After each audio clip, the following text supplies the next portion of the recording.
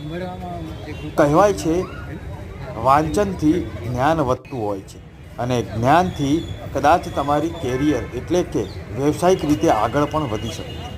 શબ્દ ભંડોળ તમારા મગજમાં હોય તો તમને કોઈ પહોંચી નહીં શકે, પરંતુ આ બધું કરવા માટે વાંચન જરૂરી છે. અમદાવાદના કેટલાક યુવાનોએ સંકલ્પ કર્યો છે અને સંકલ્પ એવો અનોખો છે જેનાથી દરેક લોકો બિરદાવી પણ રહ્યા છે.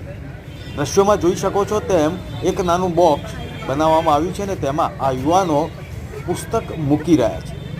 ગાર્ડનમાં આવતા તમામ જે રાહદારીઓ, મુલાકાતીઓ હોય કે ગાર્ડનમાં મોર્નિંગ વોક કરવા માટે આવતા હોય તે તમામ લોકો અહીંથી કોઈ પણ પ્રકારની ફી ભર્યા વિના પુસ્તક વાંચી શકે છે અને પુસ્તક આપી પણ શકે છે.